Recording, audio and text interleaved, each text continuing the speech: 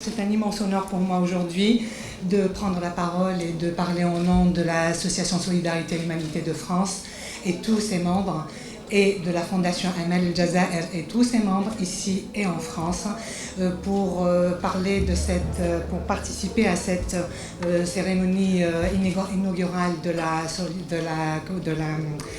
l'unité Solikov, qui est la première, qui est fruit du travail associatif et étatique.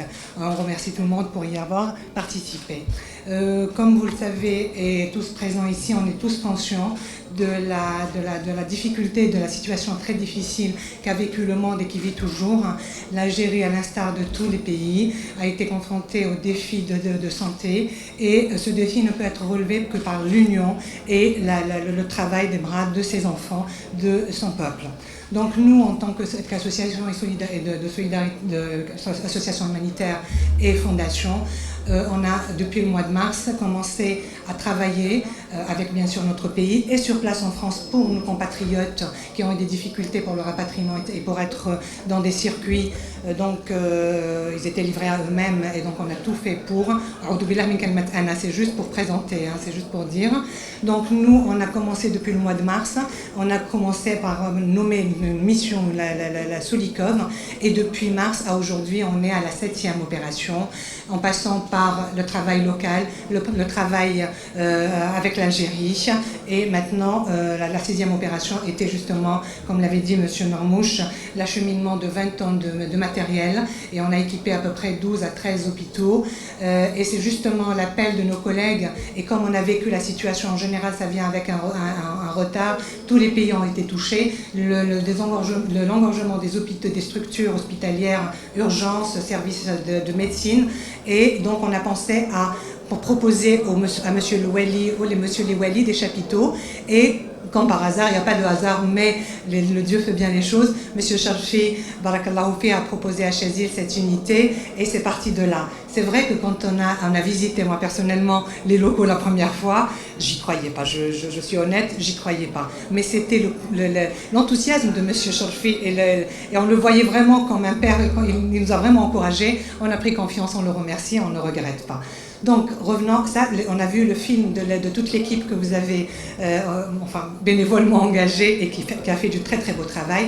De l'autre côté, on avait une équipe extraordinaire aussi. C'est vrai nous aussi, on a eu une chargée de communication, Madame Affaire Blanchette, qui a fait du très très beau travail, mais on était tellement pris par le temps qu'on ne vous a pas proposé, qu'on vous a pas présenté le film, mais je vais faire un petit résumé juste.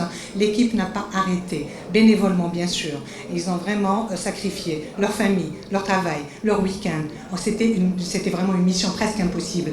En pleine crise économique, les donateurs, il faut les trouver. En pleine crise de matériel, la France elle-même a mis des restrictions, donc il fallait trouver du matériel. On se débrouillait, on n'avait pas le choix. C'était une galère, mais le dénominateur commun qui nous a unis, c'était l'amour pour le pays et l'engagement qu'on a pris avec M. Charfi et M. Valumdan pour vraiment que cette opération aboutisse, et on est très très heureux qu'elle soit aujourd'hui.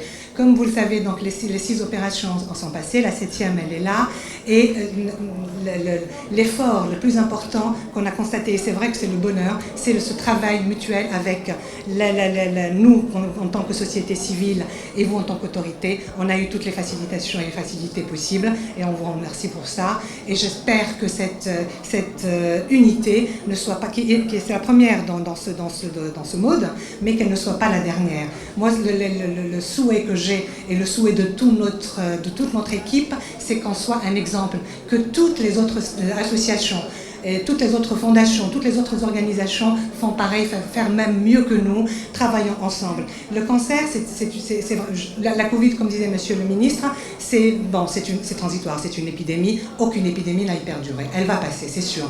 Mais malheureusement, le cancer ne passe pas parce qu'il est avec nous, il partira avec l'homme. Donc là, le message que je veux passer aussi, aidez-nous également pour la réalisation de la ville médicale, qui est le rêve et qui est le projet phare de notre Fondation Solidarité et Humanité, bien sûr, et qui est dans le berceau, c'était l'association Solidarité et Humanité de France. Donc voilà, je vous remercie infiniment.